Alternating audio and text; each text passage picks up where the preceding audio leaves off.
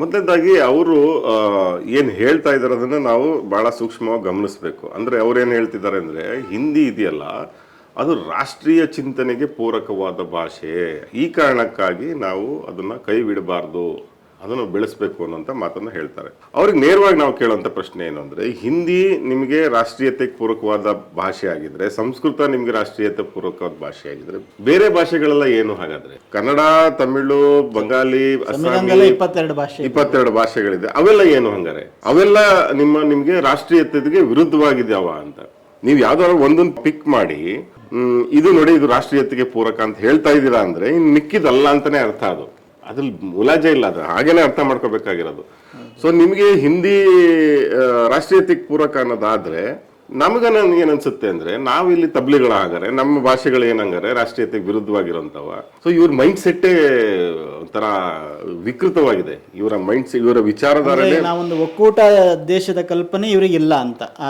ಇವ್ರ ರಾಷ್ಟ್ರೀಯತೆ ಅನ್ನೋ ಕಲ್ಪನೆ ಅವ್ರಿಗಿಲ್ಲ. ಅವ್ರ ರಾಷ್ಟ್ರೀಯತೆ ಸಮಸ್ಯೆ, ಅವರ ರಾಷ್ಟ್ರೀಯತೆಯ ಚಿಂತನೆಯಲ್ಲೇ ಸಮಸ್ಯೆ ಇದೆ, ಅದರ ಸ್ಟ್ರಕ್ಚರ್ ಅಲ್ಲೇ ಸಮಸ್ಯೆ ಇದೆ.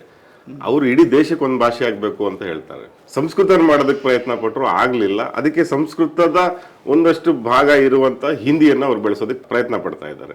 ಅದೇನಾರು ಮಾಡ್ಕೊಳ್ಳಿ. ನಾನು ಹೇಳ್ತಿರೋದು, ನೀವು ಯಾವುದೋ 2 ಭಾಷೆಗಳನ್ನ ಹೆಗ್ಲ ಮೇಲೆ ಹೊತ್ಕೊಂಡು ಮೆರೆಸೋಕ್ಕಾಗಿ ಇನ್ನಿತರ ಭಾಷೆಗಳನ್ನ ರಾಷ್ಟ್ರೀಯತೆಯ ವಿರೋಧಿಗಳು ಅಂತ ಅಥವಾ ರಾಷ್ಟ್ರೀಯತೆಗೆ ವಿರುದ್ಧವಾಗಿದೆ ಅಂತ ಅನ್ನೋದಾದ್ರೆ, ಇದು ದೇಶದ ಒಂದು ಕಲ್ಪನೆ ಇದೆಯಲ್ಲ ನಮ್ದು, ಭಾರತದ ವಿವಿಧತೆಯಲ್ಲಿ ಏಕತೆ ಅಂತ ನಾವೇನ್ ಹೇಳ್ತೀವಿ, ಬಹುತ್ವ ಸಂಸ್ಕೃತಿ ಅಂತ ಏನ್ ಹೇಳ್ತೀವಿ, ಭಾರತ ಒಕ್ಕೂಟ ಆಗಿರೋದೇ ಹೆಂಗೆ ಅಲ್ವಾ? ಅದಕ್ಕೆ ನೀವು ಅದರ ತಳಪಾಯಕ್ಕೆ ಕೊಡ್ಲೇಟ್ ಹೊಡಿತಾ ಇದ್ದೀರಾ ಅಂತ. ಅದಕ್ಕೆ ಇದು ದೇಶದ್ರೋಹದ ಮಾತುಗಳು ಅಂತಾನೆ ಹೇಳ್ಬೇಕಾಗತ್ತೆ ನಾವು. ಯಾಕೆ ಅಂತಂದ್ರೆ ಇದು ಬಹಳ ಸೀರಿಯಸ್ ಆದ ವಿಷಯ. ಇದು ಪೂರ್ವ ಪಾಕಿಸ್ತಾನ, ಪಶ್ಚಿಮ ಪಾಕಿಸ್ತಾನ, ಅದು 2 ಒಡೆದು ಹೋಗಿದಂತ. ಯಾಕೆ ಒಡೆದೋಯ್ತು ಅನ್ನೋದು ನಾವು ಅರ್ಥ ಮಾಡ್ಕೋಬೇಕು. 9% ಮಾತಾಡುವಂತ ಜನ ಉರ್ದು ಭಾಷಿಕರಿದ್ದು ಪಾಕಿಸ್ತಾನದಲ್ಲಿ. ಆದ್ರೆ ಅವ್ರೇನ್ ಮಾಡಿದ್ರು, ಆ ಉರ್ದುನ ಅಷ್ಟು ಅಗ್ರೆಸಿವ್ ಆಗಿ ಪುಷ್ ಮಾಡೋಕೆ ಶುರು ಮಾಡಿದ್ರು ಎಲ್ಲಾ ಭಾಗದಲ್ಲಿ. ಸಿಂಧ್ ಪ್ರಾಂತ್ಯದಲ್ಲಿ ಅದಕ್ಕೆ ವಿರೋಧಗಳು ಶುರುವಾಯ್ತು, ಬಲೂಚ್ ಅಲ್ಲಿ ಅದಕ್ಕೆ ವಿರೋಧಗಳು ಶುರುವಾಯ್ತು, ಪಂಜಾಬ್ ಅಲ್ಲಿ ಅದಕ್ಕೆ ವಿರೋಧಗಳು ಶುರುವಾಯ್ತು. ಅಂದ್ರೆ ಪಾಕಿಸ್ತಾನದ ಪಂಜಾಬ್ ನಾನು ಹೇಳ್ತಿರೋದು. ಬಾಂಗ್ಲಾದೇಶದಲ್ಲಿ ಕೂಡ, ಇವತ್ತಿನ ಬಾಂಗ್ಲಾದೇಶದಲ್ಲಿ ಅಲ್ಲಿ ತೀವ್ರ ಸ್ವರೂಪದ ಪ್ರತಿಭಟನೆಗಳಾಯ್ತು.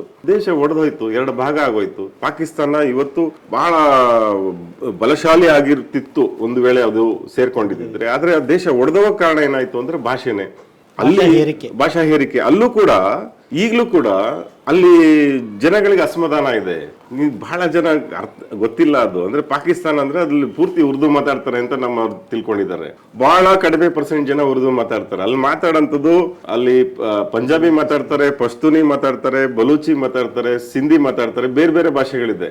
ಆ ಭಾಷೆಗಳೇ ಜಾಸ್ತಿ ಇರೋಂಥದ್ದು ಉರ್ದುಗಿಂತ ಹೆಚ್ಚಾಗಿ. ಆದ್ರೆ ಅಲ್ಲಿ ಏನಂದ್ರೆ, ನೀವು ಹತ್ರ ಒಂದು ಭಾಷೆಯನ್ನ ಯಾರ ತಲೆ ಮೇಲಾರು ಹೇರ್ತಾನೆ ಇದ್ರೆ ಪದೇ ಪದೇ ಇದನ್ನ ನೀವು ಕಲೀಲೇಬೇಕು ಅಥವಾ ಇದ್ರಲ್ಲೇ ವ್ಯವಹರಿಸಬೇಕು, ಇದನ್ನೇ ಆಡಳಿತ ಭಾಷೆ ಮಾಡ್ತೀವಿ, ಈ ತರ ಹೇಳ್ತಾ ಇದ್ರೆ ಜನ ಸ್ಫೋಟಗೊಳ್ತಾರೆ. ಸ್ಫೋಟಗೊಂಡು ಅದು ಒಡೆದ. ಜಗತ್ತಿನ ನಾನಾ ದೇಶಗಳಲ್ಲಿ ಈ ತರದ್ದು ಬೆಳವಣಿಗೆಗಳು ಆಗ್ಬಿಟ್ಟಿದ್ದಾವೆ. ನೆರೆ ಶ್ರೀಲಂಕಾದಲ್ಲಿ ಅಲ್ಲೂ ಕೂಡ ಅದೇ ತರನೇ. ಅದು ಜನಾಂಗೀಯ ಸಮಸ್ಯೆ ಅಂತ ನೀವು ಕಂಡ್ಕೊಂಡ್ರು ಕೂಡ ಅಲ್ಲಿ ತಮಿಳರು ಮತ್ತೆ ಸಿಂಹಳಿಯರ ನಡುವೆನೆ ಅಲ್ಲಿ ಸಂಘರ್ಷ. ಅದು ಕೂಡ ಭಾಷೆನೆ ಕೂಡ ಅಲ್ಲೂ ಕೂಡ ಮುಖ್ಯವಾಗಿದ್ದೇ ನಡೆದಿರುವಂಥದ್ದು.